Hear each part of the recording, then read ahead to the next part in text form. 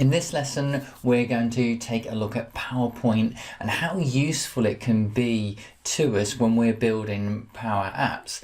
So there are a whole range of ways in which we can use PowerPoint. The first of them is the one that I probably use the most, and that's the color picker, where I get to choose, I get to get an image from the internet, wherever it might be, I put it into PowerPoint, and I find the RGBA of that color so that I can then put it into Power Apps and then get better theming on my apps. The second way in which I use it is using stock images, and in fact I've used a lot of stock images during this course. They're just really nice to be able to just go and get yourself an image that you know that nobody's going to be upset with you using at any point. There are actually icons. There are absolutely thousands and thousands of icons that you can use, and you can actually color them as well, which I think is pretty amazing.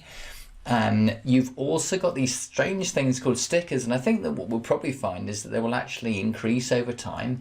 I typically use the on-premises version of PowerPoint. It's quite useful, got some nice features. And so maybe the ones online, maybe you get more options there as well. There is also the image background removal. So essentially you just take an image and then you cut bits out of it, which is quite useful if you had something that was of particular interest to you and you just wanted to focus on that little bit of it. You can use design ideas. They can just literally help you out as far as design is concerned. And then finally, it's one of my favorite ones, is the ability to create gradients of color. Essentially what you do is you create an image and then you pick that image up and then you use it in your app later on. I'll show you how to do that. That is the most complex of all of these uses of PowerPoint within Power Apps. So it'll take a little bit longer to do that. So now what we're going to do is we're going to move across to PowerPoint, and we will start to see how we can use it to help us to be more successful with Power Apps. Here I am on the desktop version of PowerPoint, and actually the very first thing I'm going to do is I'm going to go and find myself an image from the internet. In fact, what I'll actually do in this case is I'll just go and get an image from the stock items in PowerPoint, which I will show you a bit more on later on. And so what I need to do is I need to go to Insert, and I'll go to pictures, then go to stock images, and I can just pick any image here, because what I want to be able to do is actually pick a color from there, and you can do that in any way. You can take any of your images and pop them in there. So I'll just do insert on that, and then what I'm going to do is, what I tend to do is I go to the search and then type in background and then format background. But in fact you can get to this in other ways. So you can also right click on it and click format background. Well, what that does is it takes me to the color, and then when I go down to the color I can then go down to the eyedropper piece here, and when I've got the eyedropper, that now enables me to then pick any color from here, and I can use that as the background, which seems at this point is not necessarily that useful. But then what I do is hit the drop down again and then go to more colors. And at this point, I've then got the RGB and even the hex version of the color. And so what we'll do is we'll make use of that within Power Apps. So what I'll do is I will take a little snip of that. So I will fire up my snipping tool, just that I've got them so I can see them on screen. So I've just taken a little snip of that so that I can remember the colors for later on. And what I'm now going to do is I'm going to come off the PowerPoint, and then I'm going to go in and make an app. So I'll go to new app and then go Canvas app and go with tablet form factor. And what I will then do is I'll just make use of the color that we've just created in our app. And I can show that there's two ways in which we can do that. So the first way in which we can do it is, well, we can just insert a button here, and what we'll do is we'll just play around with the color for that button. Then make it nice and large, and then what I'm going to do is I'm going to go to the fill property, So we go to the fill property here, and you can see it says RGBA 5696178, whereas on the in PowerPoint we could see that if we want to get this particular color here, we need 204 44 22. So I'll say 204 44 and then 22, and that gives us that exact color that we picked. And in fact, the most likely way in which you're going to be making use of this sort of thing is when you are using branding of some kind, and you want to align the colors in your app to the branding of your particular customer. So what I'm now going to show you is that we could just do a search on the Microsoft logo. We could pick that up, we can right click on it, we can do, we can say copy image, and then we can fire up PowerPoint, and then we could paste that image in there. And then we've got the option of doing the same thing as we did before. So we can right click on the background, format background, then go down to the color, then to the eyedropper, and then we can look at that green color there, hit the drop down, and if we go to the more colors, then we can see it's 127860. In fact, the other thing that we can see, it is this this hex color, this hash 7FBA00, which is possibly a more efficient way of us putting the color in. And certainly if you're using Power BI, it is a color that is it is a way of storing the colors that's that works quite well in Power BI. So what I'm going to do is I'm going to just pick this up here, this whole color here, and we're going to move across into Power Apps, and we will then make use of the hex color in this case. So I will just do insert another button here, and we're just going to make that big. And then what we'll do is we will go onto the fill property there, and what we're going to do is make use of the hex color this time. Now the way in which we need to do this is we need to use the color value function, and then inside that we need to do a quote. Then we put in the code that we just found, the hex code for that color, and then when we close the bracket we have got that exact color that we needed. So we have two ways in which we can make use of that color picker. What we're now going to do is to look at the stock images and how we can use those within our app. So we're back onto the desktop version of PowerPoint. I'm going to go insert and then I'm going to put in a new slide, and I tend to put in a blank slide. We're on that slide now, and then we can go to pictures, and then we can go to stock images, and then we can search for images that are useful. So maybe a background would be nice for us to use, and so we can then click that background and then just hit the insert on there, and we could pick that background up and then make use of it. There are so many images here that really is, you can use it in all sorts of ways, but the thing that's nice about them is the fact that you can that these won't have any royalty issues associated with them. So I'm just going to go to another image here and just show you can use the search function. So excuse me, go onto the pictures, onto the stock images, and then onto, we could just do something like sports. And if we just hit the enter, then we'll see lots of different sports there, and the images are super quality. So for example, if we wanted to then use the image over here, which is of some cyclist, we'd then go to insert on there, and then we could right click on that and then save as picture, and then we can save that picture and we'll just call it sports demo.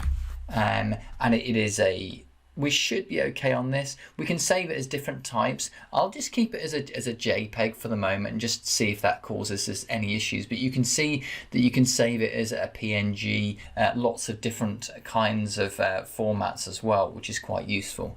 I'm just going to keep it as a straight JPEG. Then click the save option there. Then what we'll do is we'll move back to Power Apps, and then what we'll do is we will then go to our media. So I'm gonna go onto that, upload, and then go on to pictures, and we should see that we have that sports demo there. Click the open on there and drag that onto the screen, and then we have our image that was previously in PowerPoint now available to us. So I'm just going to pop that down there. We're now going to take a look at PowerPoint icons. They're not strictly speaking real icons, they're still images, but they are very, very useful to us. So let's move across and take a look at those. Now, there are actually only a limited number of icons within Power Apps, which is a bit of a shame, and maybe that will change over time. But we do have a lot of options within PowerPoint as far as icons are concerned. So if we click on the icons here, then we go to insert an icon. There are so many icons here. I'm just going to do something like maths. Let's see what that gives us. Mathematics. There we are. So that's given us an icon that we could use. Then what we do is we click on that icon and then we go to insert. Now there is one extra thing that we can do on this, and it's really neat. And what we can do is we can actually change the color. So if we look across here on the bit where it says color, then what we can do is we can make a change to that. So we can choose any color. In fact, we can use one of the colors that we were using before. So that might be the color that was of use to us, or we could just go and pick another color that might be helpful to us. So we've not quite finished yet, because what we need to do is we need to do right click on that, and we need to do save as picture. And what I'm going to call this is maths. And notice that it's actually a scalable vector graphics format. What that means is that we can expand it and contract it to essentially an infinite degree, so without any loss of quality. So I'm going to keep it as a scalar vector graphics format, and then click on the save there. And now what I'm going to do is I'm going to revert back to Power Apps. And then we're going to bring that icon in as an image. So what we're going to do is we're going to go to the, in fact, what we'll do is we'll do insert, media, then we'll go to image, and we'll go to the same place. In fact, that was the wrong thing to do. What I need to do is go to file, then I need to go to media, and then I can go and I can add an image in there. In fact, it's actually a while since I've added images in this way. But all we do is we go to browse, and then we go to the pictures, and we should be able to see our one. We can actually see it says maths on it, and if we click on the OK on that, then maths has been brought in for us. And then what we can do is we can then bring that onto the screen. Now remember, this is a scalable vector format, SVG, so scalar vectoral graphics. Anyway, it's that particular format, but what it means is that it doesn't really matter how big we make this particular thing, it is always going to scale beautifully. It doesn't even matter how small it goes. In fact, it will still scale incredibly well for us. And just remember that although we've brought these images into our app, we didn't have to. We could have actually just referenced those from somewhere that was online, such as GitHub. Now I'm on github.com Power Platform Learn resources, a little bit of a mouthful, but that's where I've put some resources. And for example, we could go to Buckingham Palace here, and then we can go onto the download. But what you actually do is you right click on the download, let me just click on this. So right click on open link. In fact, copy link address. And then what you need to do is go onto the app itself. And then we need to go onto the media image. And then what you do is you do quote, then the URL, and then you end the quote there. But it would work the same if you decided to store your images somewhere else. You know, even if it was an SVG, that would work as well. So that's just a little bonus there. So this little section here was all about icons and just how you've got thousands of icons available to you effectively within PowerPoint, so it's a really high value piece of work there. The only thing to bear in mind is that it's an image, so when you hover over it, you're not going to get a feeling that you're hovering over it. But I guess what you could do is you could put a button over the top of it. You could make it transparent. So what you could do is you could go to the fill property and you could make it transparent. And it is a bit of a workaround, and then you could go to the on select and then you could actually select that image, and there could be an actual it could work for you if you did it that way. It would have the feeling of you actually being able to perform an action. So now we've actually got the ability to hover over. Obviously there's lots of different properties of these buttons anyway, so and that's why it's not sort of it's giving me the hover fill when I hover over it, but at least it gives you a feeling that you actually might be able to select these items. We're now going to take a little look at stickers. They're actually kind of fun. I don't use them that much, but you might find it, if it was in an educational setting, using stickers is quite a nice thing to be able to do. To get to stickers, all we need to do is to go to pictures. Then we need to go to stock images. In fact, you've got lots of options here. We saw the icons before. You've got these cutout people. I'm not sure if I would be using them too much, but they could be of use to you. And you've got these stickers here, and there are actually quite a lot of them. I wonder if this is all of them. It seems like there's quite a lot of them. So maybe this is one particular character. So we could, let's take this cat sticker here. We can then select the item there, go onto the insert property, and now we can then right click on that, save as picture, which is really what we've previously done. And I'll just and so in this case I'm going to save it as a PNG, and I'm just going to call it cat. And then I will click save. Then all we do is we revert back to Power Apps, and then we go insert, and I will go onto the media. I'll hit the upload, and there's my little cat there. Click open, and then I'll drag it onto the page there, and we've got a nice little cat there, and it's actually quite cute actually. So that's notice that the bigger we go, it is starting to blur a little bit. So let's just see what it looks like full screen. So it's starting to blur a bit. So maybe what we'll do is we'll just go back to PowerPoint and just see if we can do this as an SVG. Do save as picture, and I'm just going to call it cat 2, and then let's just see if we do it as an SVG scalable vector graphics format. Click save on that, and then move back to Power Apps, and we'll just go onto the media. We'll go to upload, and then we'll see if we can do cat 2. Click on that. Where has it gone? Oh, there it is. It's appeared down there. Bring it onto the screen, and let's make this one go as big as we can, and we'll just see if we got any loss of quality. In fact, it looks very similar, if I'm brutally honest. So it clearly works a bit better as you know, that is the quality that this particular thing is. So let's move on to the next part of this.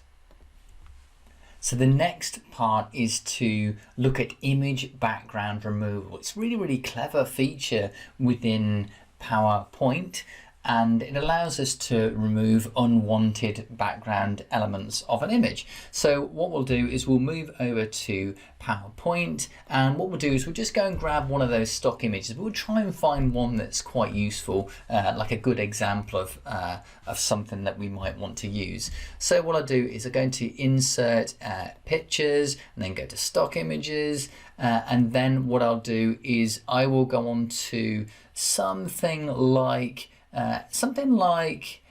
maybe this flower. No, in fact, we'll go with this bird here, and then we'll go on to the insert there, and obviously we can see that there's a background there's a background there, and maybe we want to get rid of that background. So what we'll do is we will go on to, in fact I typically go on to remove background, just click on remove background, and then what I can do, in fact it's done it all perfectly for me, and then what I can do is I can then keep the changes. But do bear in mind that what you can do is you can actually say, well actually no, I really want to keep this bit here, in which case it would have a go at keeping that. So I'll just undo that, because this is my exact image. In fact, what I want to do is mark areas to keep. I notice it's not quite done that bit of the bird there, and now that's slightly better. In fact, I could work on this for ages, and then I will do keep changes.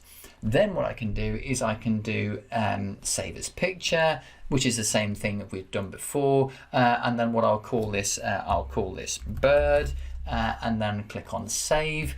Then move back to Power Apps, and what we'll do is we will then bring that image.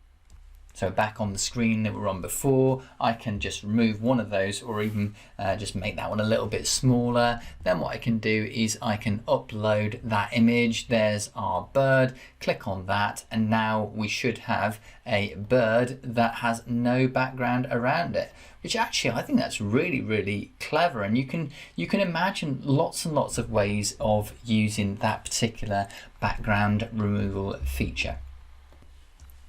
Just now I'm going to touch on the feature called Design Ideas within PowerPoint. It's kind of nice. So what it does is it just tries its best to say, well actually I think I would put it to get these images together in a particular way.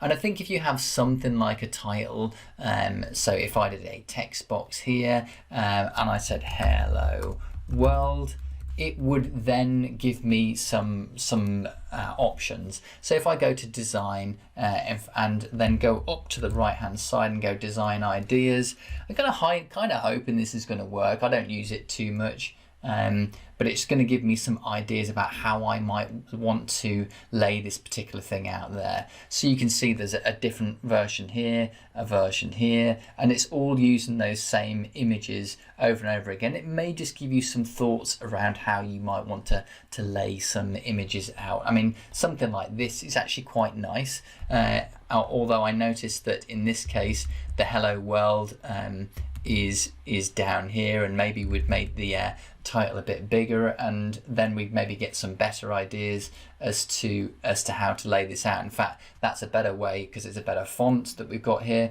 So you can see that there's lots of ways in which we could use those images and present them in a successful way. And then if we wanted to, if we thought that was really clever, we could then even just cheat and just use the snipping tool. So just bring that on there and just grab that there and just literally save that as an image and then push it straight into our app, you know, without almost any effort being made at all. Now, the final way in which we're going to use PowerPoint is to create some color gradients that we'll then use in our app. And it's easier for me to explain if I just show you rather than talk about it in an abstract fashion. So let's move over to PowerPoint and I'll talk about what I mean by color gradient. So what we have down here is this is a color gradient. In fact, it's actually described on the right hand side in this way here. But in fact, if I just go to insert a new slide and then go blank, and then I right click on that and go format background, then in fact format background, and what I do is if I go to gradient fill here, this is the important part. If I go to gradient fill there, in fact it's kind of gone for the same one as I had before, so I'm going to remove all these gradient stops here. I think it's quite clever that it's actually in fact these color stops, you essentially define what those color stops are. So essentially you just say, well actually no, what I want to do is I want to start there and I want to end there. In fact, I actually rather like this, but maybe this one actually then ends up turning, maybe it turns into this the Microsoft color, say. So what we have now is we have a color gradient. The question is, what do we do with it?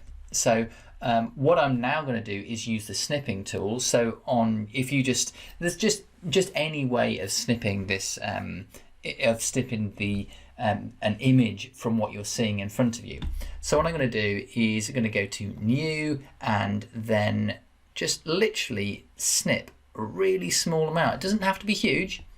And we're now going to use that.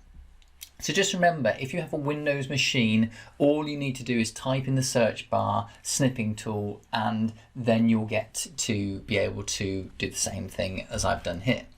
So what I'm now going to do is I'm going to do File, Save As, and I'm going to call this, I'm going to go onto my pictures, and I'm going to call this Gradient Demo, and click Save on there. And then what I'll do is I'll move back to Power App. So we're back on the screen that we were on before, and then what I'll do is just make this a little bit smaller. Then what I'm going to do is I'm going to upload that gradient in. So I'm going to actually do a little search. Well, in fact, I probably don't need to search for it. There it is there. I've just spotted it there. There's my gradient demo, and it will look very unimpressive to begin with. So I've just dragged this in here. Now, we can do lots of things with this, but the idea is that you could create a kind of a nice header and so on. But the clever bit here is to, instead of having it as being a fit property here, what we're actually going to do is we are going to stretch this out. So now what we've got is we've got this color gradient stretching out across here, and what we can actually do is we can actually change the orientation here. So if I do image rotation and then do image rotation dot, and if I do it as rotate 90, then what we can do is we've now got it kind of going from left to right, and then what we can do is we could actually we could then effectively have a little header for ourselves and make that kind of go consistently across the pages. Maybe that would be something that would be of use to you. The other way in which you could use it, which it would be a little bit more tricky, would be to use it as a background. But in that case, I don't know if you get the option to rotate the image. So if we go onto the screen and then we go on to the background image, in fact, you don't have that many options. So what you can do is you can then go to Gradient Demo, and then you can go to, and we can stretch it. But what we can't do with it is we can't rotate it. So you would have to do that. You'd have to manipulate the image before it went in.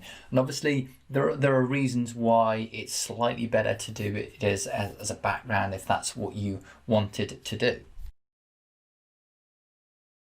So that brings us to the end of this session on PowerPoint, how we can use it to make us more effective in Power Apps. We have covered the color picker, which is possibly the most useful part of this. There are lots of ways of doing color pickers, but PowerPoint is a really great one for that.